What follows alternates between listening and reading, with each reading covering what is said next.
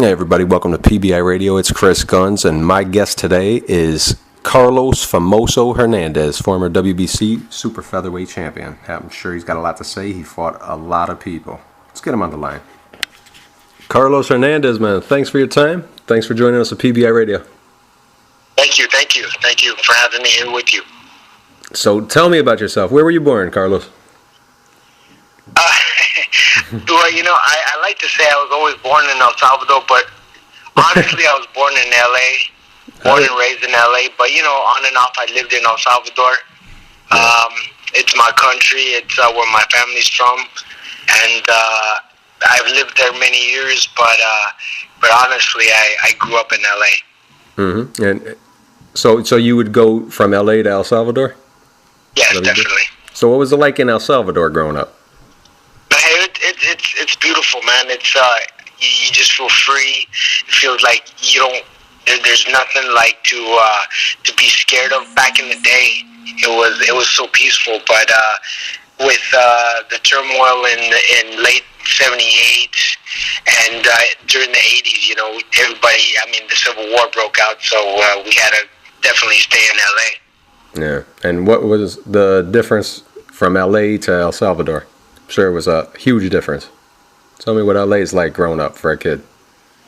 No, LA is East LA, right? City life, the urban life, and then you have a lot of gangs. Yeah. And you just have to learn how to fight a lot. And LA is a fighting town, man. Let me tell you. And it was East LA, right?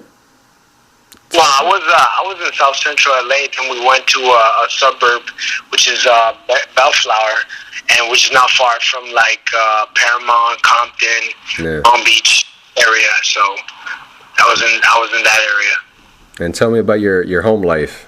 Who was in your house? The Hernandez household. There was always food in the house, thank God. There was rice and beans all the time, and it was a good upbringing, thank God. A lot of times my parents were never home because they were always working, but thank God, there was always food at home. Yeah. How many brothers and sisters you got? Got any? I just two brothers. Yeah. Were they in boxing too? No, actually, no. One brother's in the seminary, and the other brother, he's finishing his university and going on to hopefully live in Australia. Oh, that's beautiful, man. And yeah. And what kind of kid were you? I was not a troubled kid, but I was always a kid that was kind of hyperactive and like messing around. I was always I didn't like to just sit down. I was always those kind of kids that wanted to mess around, kind of bother other kids, maybe bully a couple of kids. I just liked to be bothersome. An annoying brat. That's what I am. I still am sometimes. Yeah, hey. My wife tells me that. So you were born to be a boxer, maybe. Were you an athletic kid in the sports? It's funny that I wasn't. My dad would take me to Main Street Gym back when I was 7 years old, 8 years old. I would go watch Duran, Little Red Lopez, just Carlos Palomino, just the big names back in the day. I go to the Olympic Auditorium, which is the main arena where boxing was so big back in my day, and I didn't like it. I didn't like the boxing. I thought it was just boring. I thought it was bloody and nasty, and I wanted just to eat or mess around. Yeah. And mess around with my friends or something, but I didn't like. I liked sports, but I wasn't really athletic. I was just kind of too slow, or maybe it was I was just too scared or something. I don't know. Yeah. And how old were you when you put the gloves on and started doing it, trying it? Well, I was 14 years old, man, when I first put them on, and I was and I didn't know, but because I didn't like boxing, I didn't, but my dad took me to a place over in Paramount, which is right next door to Compton, right on the border. was, we went. It was me. My dad took me and 2 other friends of mine that were gangsters, and they were kind of like tough, and they're pretty tough. But then when we got to the gym, they put some gloves on. We sparred that first day, and they said, "All right, you guys are gonna spar. Let's see what you got." And I lit them up, and then I said, "Oh man, boxing, this is good. I like it." So you started. I lit them up, and I was like, "Man, this is something I could do." Yeah, wow, man. And you just stayed with it after that. How many fights you have in your amateur career? Amateur, I think I had 29 or 24, something like that. I forgot. Wow. How many did you win? I didn't know you had so few. I thought you had a pretty extensive amateur career. Wow, it was very small. I think I won like about 19 and lost 6. So when you turned pro, what made you decide to turn pro? Well, it was funny because I stopped boxing amateur, and but I was like about 18 years old when I stopped. I studied. I went to junior college, but I was still training. I was still going to the gym because now I loved boxing, and I was on the track team for a college in LA, and I was in really good shape. But now I'm 21 years old, so like 3 years passed without me really fighting, and I said, you know what, I'm just going to turn pro, man. I feel like I'm in good shape. I'm smacking some of these guys in the gym. I'm smacking them around and all that. So, and then the Olympics were going to happen. I was like, man, some of these guys that I used to train with before are going to the Olympics. And so I said, you know what, I'm just going to turn pro. Mm-hmm. And I turned pro, but I got a draw in my first fight. Yeah, I know. That's cool, though. I mean, it shows. Were you nervous, you think, when you turned pro? Definitely. That's the main thing. I was just nervous. I was so nervous. I was like, I was cool and everything, but then when I was entering the ring, I had this like ex-girlfriend or something. She was like, Carlos, get out of the ring, let's go home. And I was like, oh my God. She put more fear in me. I was like, oh shoot, what am I doing? So I got really nervous, and I think I blew my wad the first 2 rounds, and then the last 2 I was just dead. I was just surviving, and it was a draw. Yeah. Well, I won the first 2 rounds, and I lost the next 2 rounds, and but it was an even match, and I didn't lose, but I didn't win the fight. Yeah, a lot of great fighters even lost their debuts, but did it make you wonder if this was for you, or because it might dissuade some people, you know? Yeah, no. After that, I was like, forget that, man. I'm putting everything on hold, because I was going to school, and I was on the track team, and I was putting more attention to that more than anything. And so I said, I had like 14 subjects or some 14 classes or something like that, some ridiculous amount of classes. And I was like, no, I better put more. If I want to do this, I think I could do this if I had more time to dedicate myself to this sport. And so that's what I did. I stopped going to school. I said, you know what? I talked to my parents. I said, give me just 1 year and see what it takes me. And because my dad didn't want me to quit school. And I said, Dad, it's not about just quitting. I just want to put it on hold. Mm-hmm. And he said, all right, well, okay, I believe 1 year. If you don't do anything 1 year, that's it. You go back to school. I was like, all right. So then after that, I started training. And just then a few months after that, I had my second pro fight, and I won a fight. You remember who that was against? I don't remember the name. No, I don't. But I remember the fight itself, and I remember it was a good win. It was a good win, and I think it was by decision, but it was good. Yeah. And I had a good crowd going, and I had a lot of confidence, and I was really well prepared, and I had a very good corner, and it was great. So, who trained you for your first fight? Was it the same one that trained you for your second fight, too? No. My first pro fight that trained me was Bill Slayton. Mm-hmm. Trained Lehman Brewster and a bunch of other guys. Like great. He used to train Ken Norton. Oh yeah, I know Bill Slayton. I know about Bill. He's great. Man. I mean, yeah, Bill Slayton, man, he was my man. It's just, I went to another trainer because I went to another gym. I signed with a contract with these people that own another gym. So I went with them, and then they put me with the best. One of the best trainers I've ever had was with Jackie McCoy. Oh, yeah. Had numerous world champions, Carlos Palomino, and just Mando Ramos and Raul Rojas, and just a few others. And he was my guy, my main guy too. Yeah, Jackie McCoy. You got Bill Slayton. You work with Amilcar Brusa. It's amazing, man. Oh, yeah. I worked, thank God, with the very best guys that I could work. The only guys I didn't work with were like Freddie Roach, but he just, I guess, got bigger with when I was just finishing up my career. Yeah. Well, make a comeback, and I'm sure Freddie will be in the corner. Yeah. And in your fifth pro fight, you fought Mike Dallas. That was the first fight at the Great Western Forum.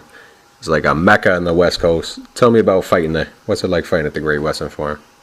Man, that was the place, man. I mean, it was the Olympic Auditorium, but at that time, the Olympic Auditorium was like shut down. They shut it down for a while. There were no big fights happening there anymore, so it was the Forum.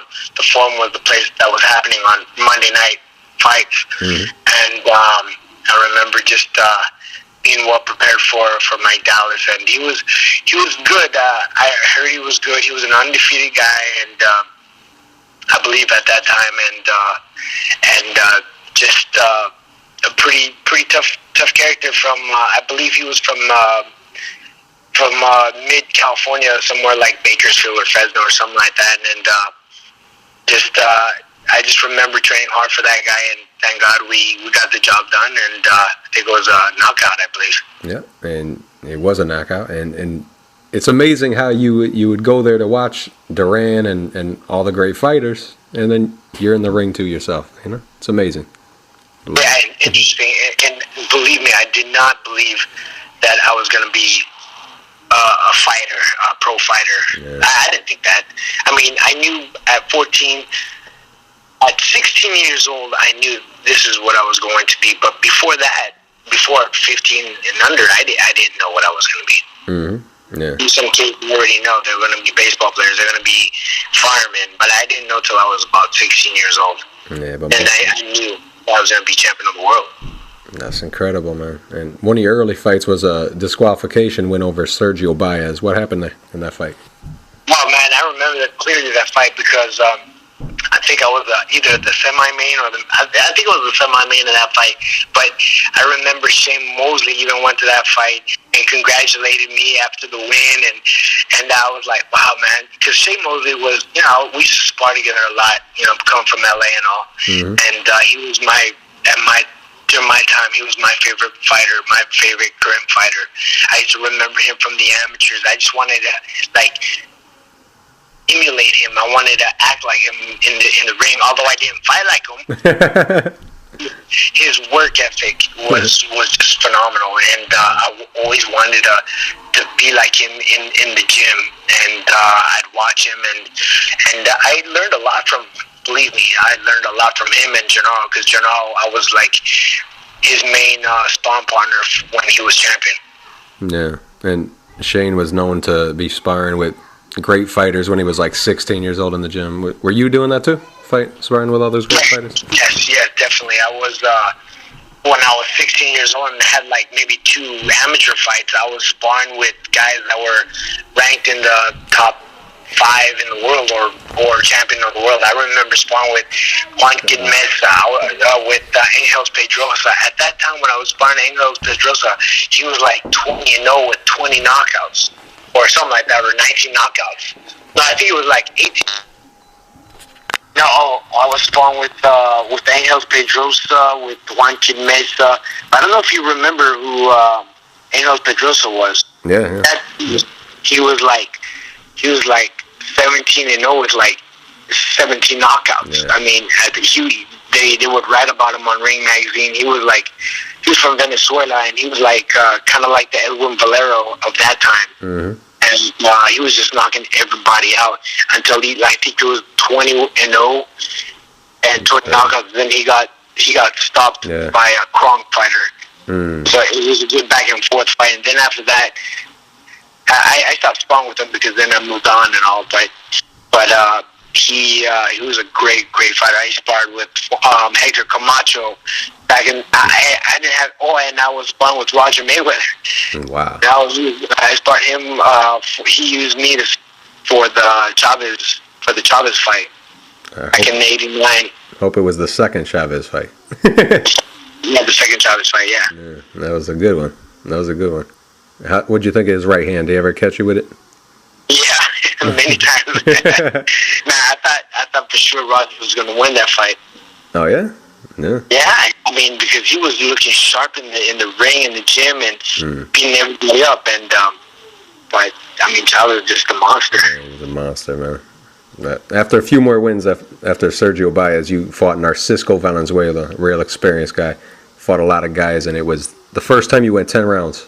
What was that fight like with Francisco or Narcisco Valenzuela? It was a learning experience. I was trying so hard to knock him out because De La Hoya knocked him out, and he fought a lot of other guys, so I wanted to stop him. Mm-hmm. So I believe that I tried so hard to knock him out. But we got the win, and I was happy with that. But I was a little frustrated with not knocking him out. But the W is the W, I guess. Yeah. How'd you feel after going 10 rounds? Were you tired by the end of it? No. I was still fresh. I just remember though thinking why didn't I let go more? But I was trying to launch those big shots so much that I just didn't throw many lighter shots. Yeah. To accumulate one of those, those accumulation shots that I could just probably tear them down, wear them down, and get them later on in the fight. But I was just trying so hard from round one to stop them. Yeah. And after fighting to a draw in your first fight, you reel off 21 straight wins, and then comes 24-4-1 Aaron Zarate. Tell me about that fight, Aaron Zarate. Yes, there were a couple things I did that maybe I could have done better, and I could have not lost that fight. But I had a little bit of a weight issue on that fight, and I changed my trainer at that time, and I went with Robert Alcazar, and I just felt that there was not that much of attention for me.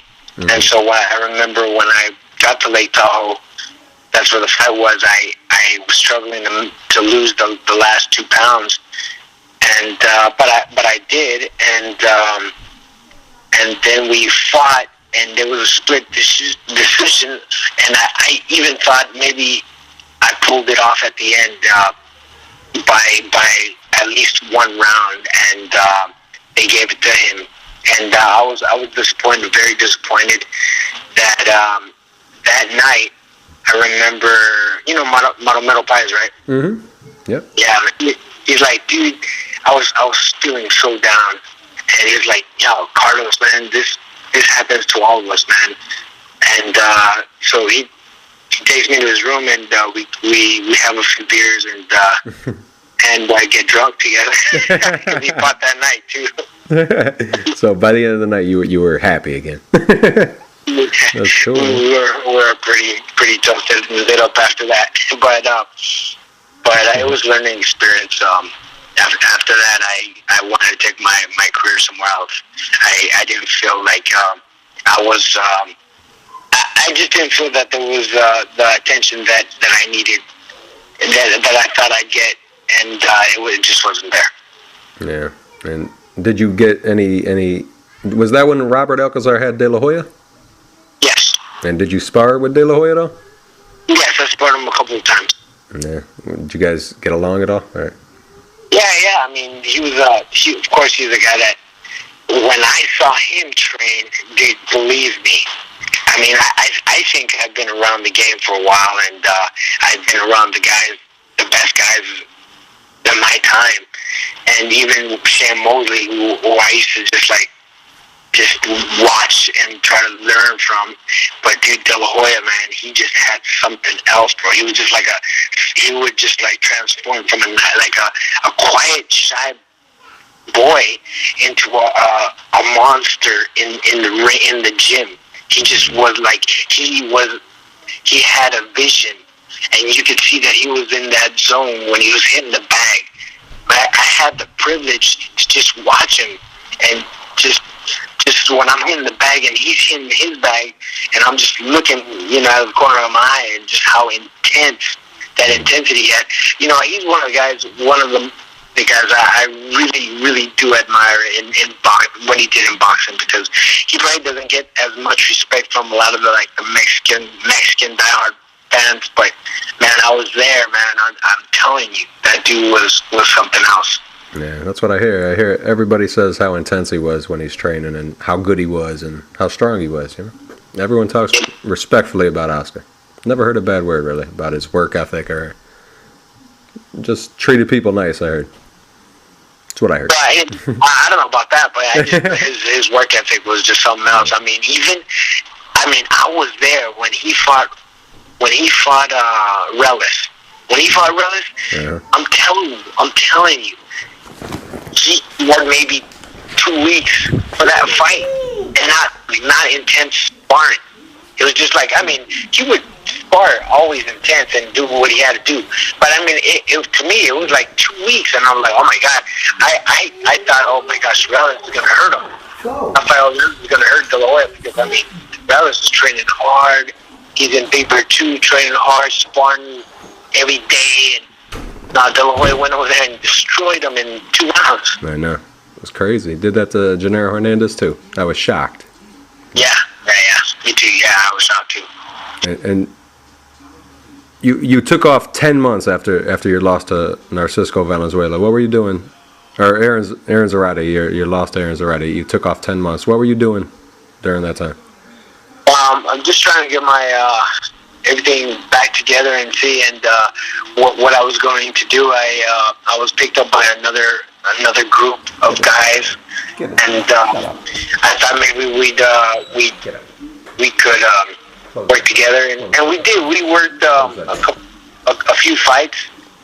I think I fought Goyo Vargas not long after that, and it was a good win. It was actually a really good win, because Goyo Vargas was a former champion, and he was trying to get right back up there to fight for another world title.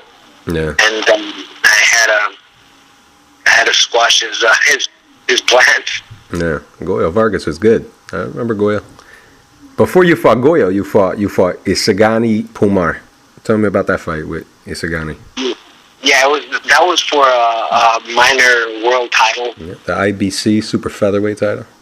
Yeah, the IBC title, and it was in Beverly Hills, and I worked hard for that fight, and I wanted to come back and prove that I was not just a journeyman and or a fluke, and so I really trained hard. The thing was, I didn't have much sparring for a southpaw. I mean, he was a southpaw. He's going to put more southpaw, and very, very crafty Filipino fighter. And but I knew he couldn't hurt me, so I just remember him winning round after round. But I felt that I was catching up to him. I was just working patiently, hitting him here, just working the body a lot. And I believe it was the 10th round, and that I hurt him in the body. I went on top, and I sent him to the hospital after that fight. And how'd you feel holding your belt after that, your first title? Even though it was IBC, it's still pretty. It felt like, this is great. Okay, this is just the beginning of hopefully what's to come in the future. So you had your eyes on bigger things still. Yes. After that, you fought Goyo Vargas and you beat him, and a few wins after that, you got an 8th round KO over Bernard Harris. first to beat him, you fight the late great Gennaro Hernandez. He's underrated though, in my opinion, Gennaro Hernandez. I thought he was a great champion. And tell me about that fight. What's fighting Chicanito like? Well, see, it was very hard because we were like brothers, man. Believe me, we were like brothers, and we grew up in the same neighborhood, basically, and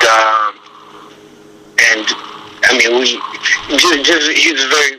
were very tight, and then when I got with these guys, I was his chief spawn partner. We were always in the same group together, and so then after when I left. And when I went with Alcazar, and then after I left Alcazar and I went with this other group, they started negotiating, and Gennaro was the champ at that time, and they said, "Why don't you fight Gennaro?" And I'm, "Oh man, I don't want to fight Gennaro," and he didn't want to fight me either. But I mean, he said, "If I have to lose anybody, I'd like to lose to you," and I just took it. Well, my advisor at that time, they said, "Well, this is your opportunity," and so I said, "Okay, I'll take it." And there was no money. There was no money in that fight, and but I took the opportunity, and that's probably one of the things I regret most of in my career is taking that fight when I felt that I wasn't ready, and just it wasn't my time yet, and the preparation was not that good either, but I did what I could with under the circumstances, and it was a good fight. It was a good fight. Yeah. So, you returned to the Olympic Auditorium. Yeah. How was it fighting there? Another Mecca. Yeah. It was great. Wasn't that the Great Western Forum? That fight was at the Olympic Auditorium. Oh, okay. I thought that was the Great Western Forum. My bad. You returned a few months later. You fought Roberto Avila in El Salvador. That was your first fight in El Salvador. Was that a dream of yours to go there and fight? Absolutely. It was like 16,000 people. Wow. And went, yes, with the president and his cabinet. It was an awesome feeling. Believe me. Yeah. To have that, it was like if back out would go back to the Philippines, kind of like that, It was just I felt it like that, just with the presidential. That's awesome. The president being there and supporting me, and the people just in love with me, and it's something that I brought to the country, and they never had something like that, and it was something big, and it was just Salvadorian pride. Yeah, and you had 7 fights after your loss to Chicanito. You had 6 by knockout, and then you get a shot at the guy who beat the great fighter you just lost to, Chicanito. You fought some guy named Floyd Mayweather Jr. What's that like? You fought 130-pound Floyd Mayweather. He was 25-0 at the time. What was it like fighting Floyd? It's crazy. Man, it was intense, man. It was intense. That was probably one of the best preparations I've ever had. Mm-hmm. It was just, I knew I was fighting a very good fighter. Yeah.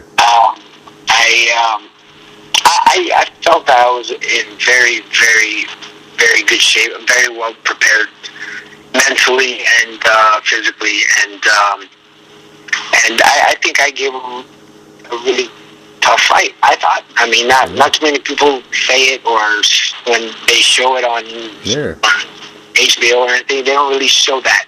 But I thought he had a tough night that night. I mean, I made his nose bleed. He had a nick on his face, and his mouth was bleeding. I mean, you're the first man that got credit for knocking him down. Only man.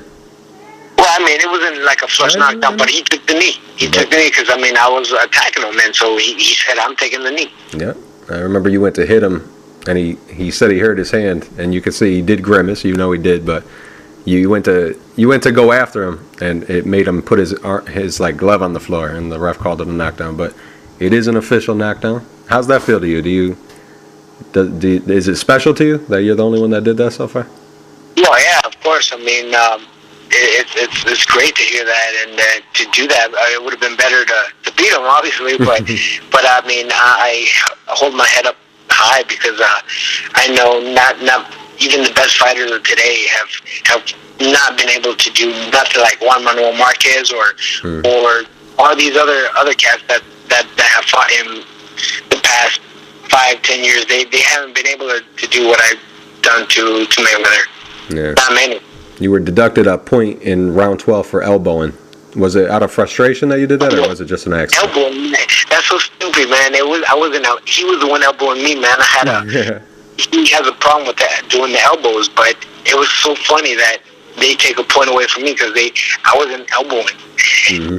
I was holding him by the throat almost, and that's how I got a point taken away, because I was kind of like measuring him, but because he was doing a lot of the elbowing. But it is what it is, and it was. I thought it was hometown cooking because I was fighting his hometown. Mm-hmm. Yeah. And when you see him now, you see he kind of morphed his style. He got bigger and he fights in a different style. He got older. What do you see that makes Floyd so great through his career? Well, he just it seems like he's just a very dedicated guy with doesn't really play around with when it comes to training. He really takes it serious, and he has his art down packed. Yeah. And nobody can break his defense. No one has. Yeah. And that's what makes him so great. He's dedicated to it, and people would think that he's just a showboat or just a clown. Is wrong. Yeah. Do you rank him high in the history of boxing? Like, where would you put him in? No, I do. I think he's one of the best. Well, for sure, the best of our time. Mm-hmm. And of all time, I would say he's up there. He's up there. Yeah, Montel Griffin. I don't know if you know him. I'm sure you do, but he has him at number 3 all time. It's pretty incredible. That's pretty good. I would say probably within the top 7. There's just so many great fighters about time, but it's even hard to say who's number 1. There's so many. No, but of course, there's clearly a couple that do stand out, and definitely Mayweather is one of them. Now he's getting into promoting, and with his man 50. What do you think of TMT?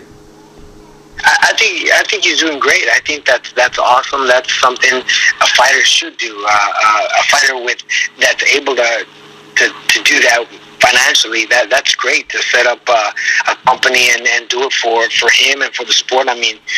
Because if he retires and doesn't have nothing after, look at Tyson. Tyson could have maybe done something like that, and I applaud him. That's awesome. He's going to help other people out, other fighters out, and helping himself financially. So that's great. Yeah, and you return about 4 months later and get a win over. You win the WBC Latino Super Featherweight title over Juan Angel Macias, and you score 3 other wins, including a decision over tough Justin Juco. You get another title shot, this time against David Santos for the vacant IBF Super Featherweight title. You had the president of El Salvador there to cheer you on too. He came to America to cheer you on too, and that had to be exciting. But he wasn't the only one there for you. There was also Roberto Duran and Alexis Arguello. Talk about that night. What was that like to have all those guys there to support you? Dude, not too many fighters. Not even Mayweather. Well, Canada, but it felt like, Yeah, not even Mayweather. He didn't have Obama going to his fights, He just said it. I'm telling you, man, it's something so freaking special that I'll always have. Yeah. I'll always share with my children, and to have the support of the president being there, carrying the support of millions of Salvadorians throughout the world. It was incredible, an incredible feeling. And what's Roberto Duran and Alexis Arguello say to you? They give we had our time together in the suite, and of course Duran, man, he's crazy, and I'm a really good friend of his daughter, and I really like her a lot, and he was my favorite fighter of all time, and I was like just like in awe. I couldn't say much because I was just so stunned, and I didn't really think of even the fight because it was just, I felt like I was at a party. And there was just so many things going on, and I like to concentrate like right before a fight, but it just felt like a party with Resident there, and then I have Duran and Alexis Arguello. Duran is a very hyper guy, and just telling me, use your jab. Yeah, I think that was his favorite punch, the jab, and just really, really adamant about throwing the jab. Yeah. And but very quiet was Alexis Arguello. I've met Arguello before. We have actually one of we have a godfather in common, and so one of his godfathers was one of my godfathers, and he's dead now. He died, and but we had him in common, and we would meet up at in El Salvador for events or something like that. Now, how'd you feel when you heard about Alexis passing away? Were you? No, it was tough. I mean, I was in El Salvador when that happened, and I wanted to go to his burial, but they were having a war in Honduras, a civil war. Yeah. So I couldn't go. We couldn't fly. It was dangerous. So it was tough. It was tough because I was in El Salvador when that happened. That was like 2 years ago, I believe. Yep. That's terrible, man. And your next fight was a 2-round war with Moises Pedrosa. You were both down in that fight. It was 2 rounds. What do you remember about that? Yeah, it was funny that you mentioned that because my brother was just playing it a little bit yesterday, and but it was just a small clip where I go down. I mean, he catches me with like a right hook, I believe, and my glove touched the canvas, and so they counted. They gave me an 8 count, and but then I come back roaring, and I remember just wanting to destroy him, and remember what Amilcar Brusa would tell me, when you're inside, just sit down and throw that right uppercut, and that's exactly what I did, and tore his lip up, and he received, I believe, like 19 stitches or 20 stitches in his mouth. That was crazy, seeing the blood. That was a deep cut. Yeah, it was intense. Lousy place on your lip. Yeah. And your next fight after that was against Steve Forbes, another fight stopped by a headbutt. Tell me about that one. Oh man, that was another fight where I think I was in one of the best shapes I could have ever been. And my wife, I don't know if you know much about my wife, but she's very, very important in my career, and she's also a sports psychologist, and so she helped me a lot in my career. Believe me, my wife helped me a lot, and not just mentally, but she also helped me physically on my running, on my training. She would go and just count my punches, and I remember when I was getting ready for Steve Forbes, I was probably throwing about 30 punches around, and she was like, "Well, what is that?" And you gotta throw more. I mean, you're fighting Steve Forbes, and so we got that punch count to over 100 punches around, and it was a fight where I felt like I was just very, very well prepared for it. And Forbes caught me with a beautiful right uppercut. I believe it was in the third or fourth round, and stunned me. And I thought I had like a solid chin, and I saw stars, and I was, oh my gosh. But then, thank God, I came back. I made him miss a lot. That was one thing I had was my head movement, and even though I was a front type fighter, I was always on you, but I would move my head a lot, and that was one of the key things that I had, and that's why I believe I won that fight, because I made him miss a lot, but I threw a lot of punches and connected a lot of punches, and that was the key to victory. Yeah, and you fought a lot of great fighters, man. I forgot when you look back and you see them all, you forget how many great fighters you fought. But then you fought another one in Erik Morales. He brought his WBC belt, and you brought your belt, and you fought. He's a known warrior. What was fighting Erik Morales like? I thought, okay, Erik Morales, I've seen all these fights with him, and of course, a guy that is a Mexican idol, and, I respect that. And I grew up with Mexicans in LA, so, I respect that, especially in the gyms. Mm-hmm. But what we fought, man, he fought me different, man. I wasn't expecting it. He boxed me, and I wanted more of a war. And he would even kind of like make fun of me when I would be missing. He'd be like, "Ole, ole." He was like, I was like, "Come on, man, stay here and fight like a Mexican. Come on." We were talking during the fight, and he was just patiently beating me with his jab. That's how he won the fight, with his jab. Yeah, I think he was trying to get back to boxing after his fight with Barrera. You know? Yeah, because I mean, after that fight, I think he fought Pacquiao, right, and lost. Yeah.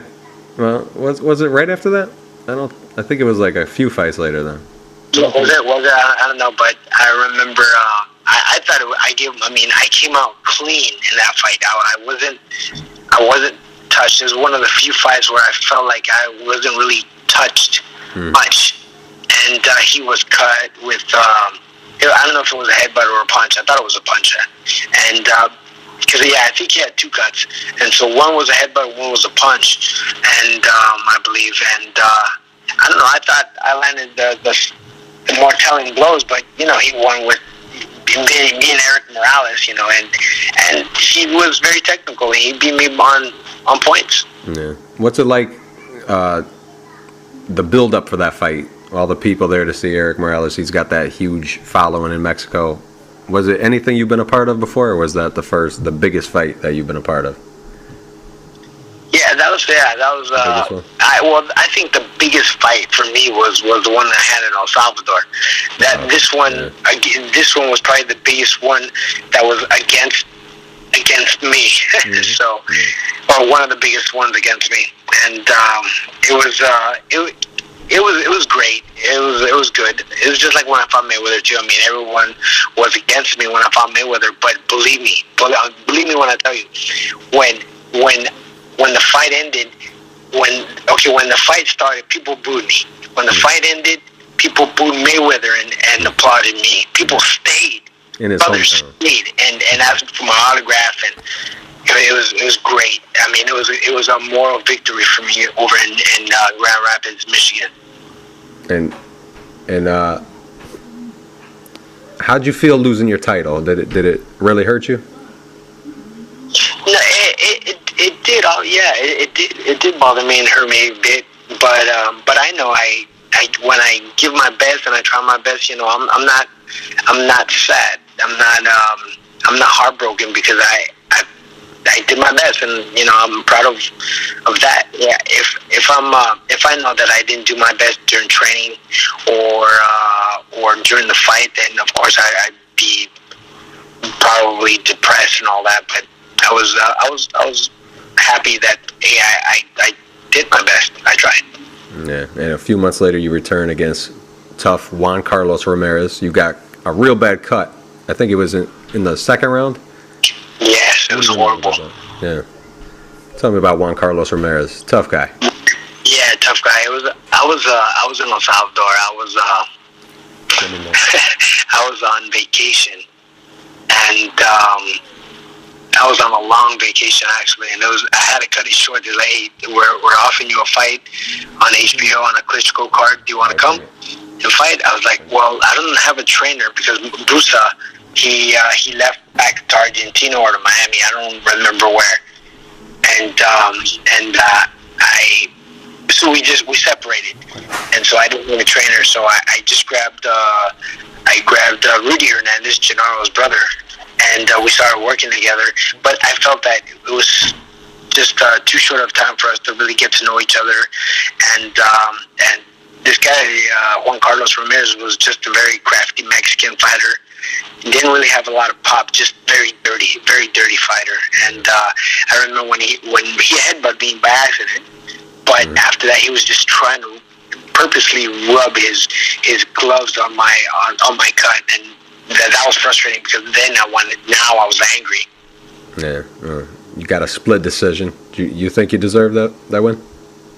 Yeah. I thought I should have deserved unanimous, but it was a sloppy fight. So maybe the judges thought he could have won. I don't know, but I thought I won that fight clearly. But Now, at that point in your career, how'd you feel? Did you feel the same, or did you start feeling like it was coming to an end soon? How'd you feel? Yeah, I felt that, maybe I needed a little bit more attention with hand pads. I didn't have that hand mitt work much with Rudy. It wasn't really there, and he had a lot of other good fighters, but I thought that's what was missing in the fight. Yeah. You fought Jesus Chavez at the Staples Center. You fought him on the Goodbye LA card that Julio Cesar Chavez fought against Ivan Robinson. What was it like fighting in front of that crowd? It was a humongous crowd. What was it like fighting in front of all those people? Yeah, that was one of them that I have to say. I mean, I thought it was like my people because I'm from LA too, but of course, they're going from Mexico, and so when they started booing me, I'm like, oh, what? Oh man, but it didn't matter. I mean, it was a good fight. I thought at least it could have been a draw. They didn't count the knockdown, the flash knockdown at the last round. And but even if I would have, I think, dropped them, I mean, they would have counted out of the knockdown. I think I still would have lost on points. And I was very disappointed. I was very disappointed.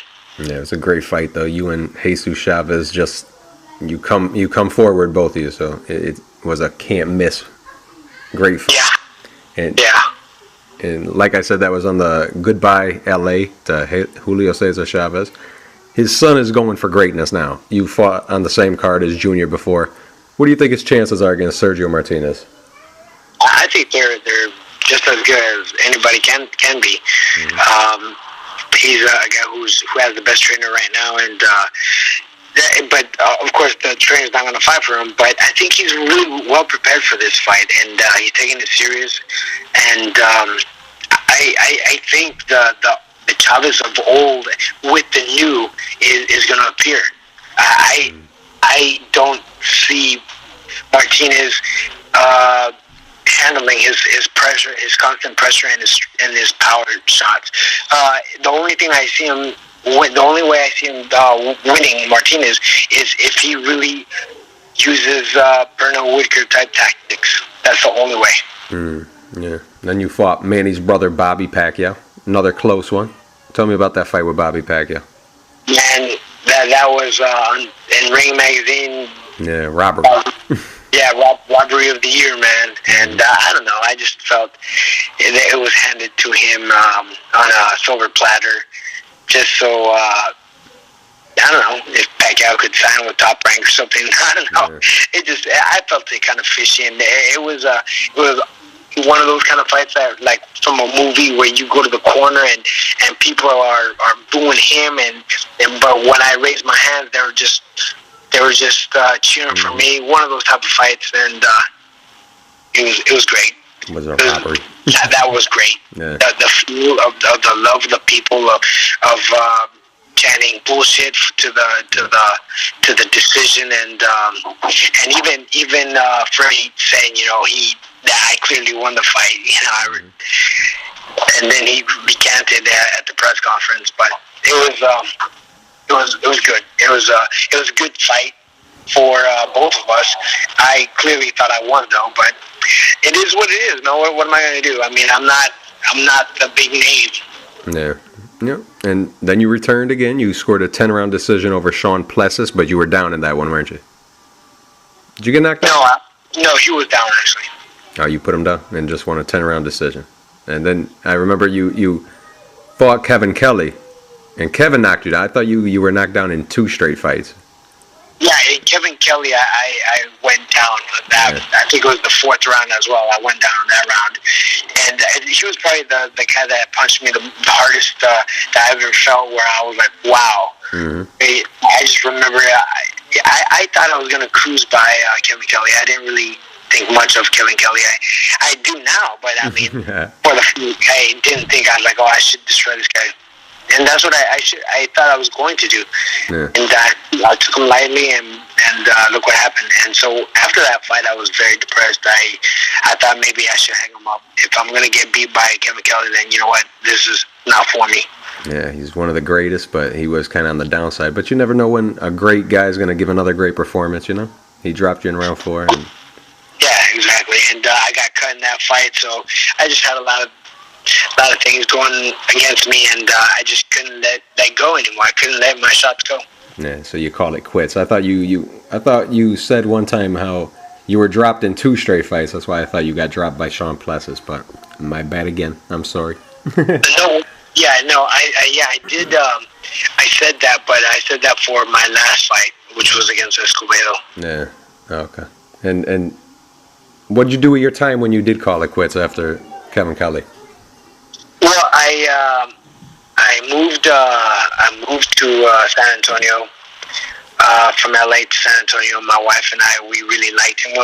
Actually, right after when we fought Kevin Kelly, we fought here in San Antonio, and my wife had a friend here, and we stayed with her for a couple of days, and I really liked the neighborhood. It was very nice, very quiet, very clean, very Orange County looking, without the beach, I guess. And graffiti and all that. So it was really, I liked it, and I thank God I came here. It's a very nice, lovely neighborhood that I have, that I'm in, and my children go to great schools, thank God, and I have a good life here, thank God.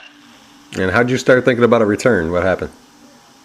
Well, I bought my home here, and then so I started going to Jesse James Lehouse gym, and so I'm training over there. Then I said, you know what? I think I'm gonna maybe try one more time and see where it takes me. So I leave here, and I train with Danny Smith over in Arkansas, and I train with him to fight. I forgot his name. What's his name? Jeez. The guy you fought? Some guy. I fought him in Chicago, and I won. It was a split decision, or majority decision, but it was a fight where I had my eye closed practically the whole fight. I dropped him in one of the rounds, but it was just a tough fight. A fight with one eye. Yeah, that is hard, tough, and you returned on the Telefutura card against Hector Alatorre. What do you remember about that? What do you remember about that fight with Hector?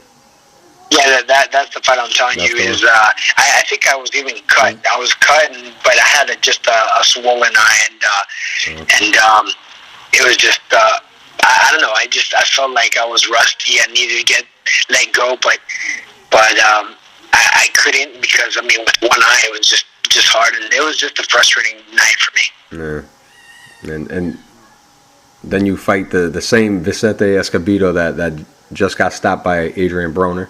He's a skilled guy, though. Tell me about the Escobedo fight. What's it like fighting him? Skilled guy. Yeah, Escobedo, he's a clean guy, clean-cut guy. He's a nice kid. I just think that kid at my time, I think wouldn't have survived my type of pressure. But it was, I felt that, it was in the first round when he threw a jab or a right hand. Yeah, I think it was a jab, and I caught his right. Because you pick your shot. I used to like picking those shots. When I picked it, it just bent my arm back. My elbow, it felt so bad, and I've been having problems with that when for that fight. When I would pick shots, and my arm would go back, and it was just hyperextend my elbow, and my elbows actually, and then I got caught. And when I got caught, it was just a flash knockdown, and I got up and I looked at my wife and said, "It's okay. I'm okay." I just wanted to let her know that I'm okay, and even though I got dropped, but I just smiled at her. It's okay. I'm gonna keep fighting. And then the second round, boom again. Damn, but I'm all right. There were flash knockdowns that never before I've been feeling like that, and it's oh my God, if I'm getting hit like this, maybe my body's telling me I shouldn't be in the sport anymore. Yeah, and that time you did retire, and you stayed retired. Do you ever think about a comeback anymore? Hasn't been that long. I always do, man. It's been 2009? Yeah, 2009. Not long at all. It is. I don't know. I think it is. It's been a while, and I have a gym now. I have 2 gyms here in San Antonio, and I do wanna come back and fight, but it's funny. My wife said, "Nah, you're not coming back. I don't want you to fight anymore." And so she feeds me a lot. She gives me a lot of food. So I'm like, I get big. Like right now, I'm like about 160 pounds, but I don't think I look that fat or obese. I look like an average guy, and but I used to fight at 130 pounds, and so I feel big. And so if I would want to come back, I sometimes tell her, man, I don't know, I feel like maybe I can still do it. She's like, well, you can't do it at 160 pounds. So I'm like, yeah, you're right. You never know. You might call out the winner of Chavez Martinez. Maybe. Yeah, right. This is gonna kill me. So I need to start doing something else. And in fact, I want to put on a professional card over in El Salvador. Hopefully sometime next year. That's great, man. So you're looking to promote too? Yeah. I'm actually having my first amateur show in November here in San Antonio, but that's just to start it off, and after that, we want to do things in El Salvador, and hopefully we could go to LA too, where there's a large Salvadoran community there. Yeah. And love boxing.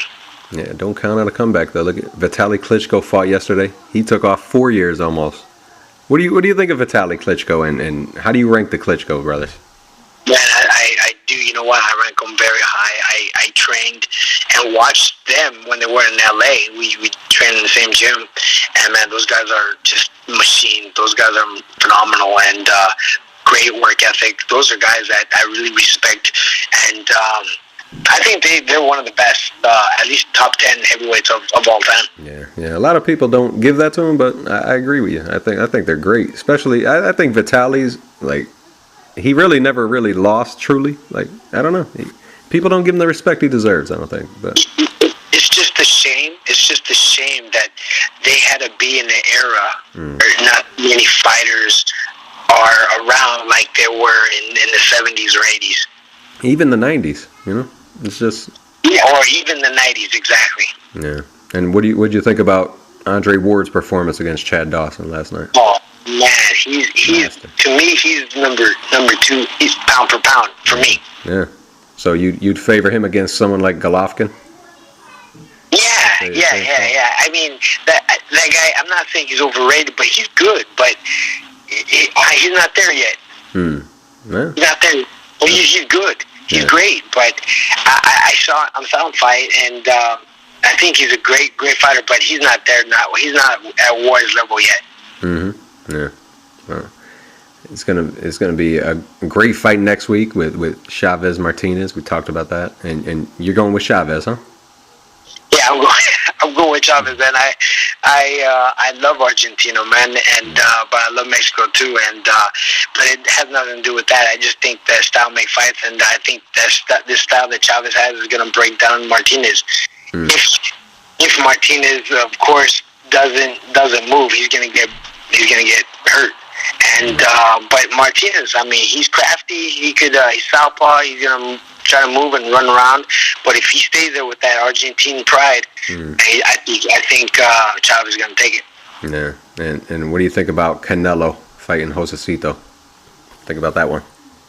You know what? I think Canelo is a great up and coming champion, right? To be ranked in the top 10 later down the road, but he's a good fighter. I think he's a great fighter. I know his handlers, how they train, and those guys are very tough, very rugged trainers, fighters, and their training methods are very hard. I think though, if Josesito uses his intelligence and uses his boxing, I think speed will kill power, and if he uses his speed, he'll win. And just with like Martinez, but I think Martinez is going to try to prove something. He's going to try to, that machismo is going to try to get in the way, and that's what's going to be his downfall. Yeah, could be. Sounds good to me. And you got a lot of fans all over the world. How do they show you love? Are you tweeting, or you got a Facebook account that they could hit you up on? Yeah, I got a Facebook account, and I got a tweet, but I got not too many people tweeting El Salvador, so I'm just trying to get it out there and try to let people know. But hey, Twitter's out there, man. Yeah. Well, good luck with your show you're promoting in November. I'll be in touch with you, and I want to thank you for spending your time with me, man. I thought you were actually in LA still. I didn't even know you were in Texas. It's later than I thought for you. Yeah, man, I'm in Texas now, man. Can't believe that. Jeez. And I used to always say, I used to laugh at Texas. I'd say, oh, man, they're freaking, it's like 120 degrees over there, man. It's like 75 here. It's beautiful. Oh, yeah. When I was in L.A. Now I'm over here. Yeah. And I'm like, damn. I but I like it. I like it. Yeah. It's crazy, man. Miserable summer, though. Miserable. Yeah. It's crazy. But I love it, man. I'm here for the children. Yeah. Carlos Famoso Hernandez, I appreciate your time, man. Thanks a lot. Yeah, thanks, man. I appreciate it, man. Thank you. All right, take it easy. And there you have it. Carlos Hernandez, humble guy, great guy to talk to, and I wish him a lot of luck. And on behalf of everybody here at PBI Radio, I want to thank him for joining us, and thank you for listening. And follow me on Twitter at Chris2Guns. Thank you.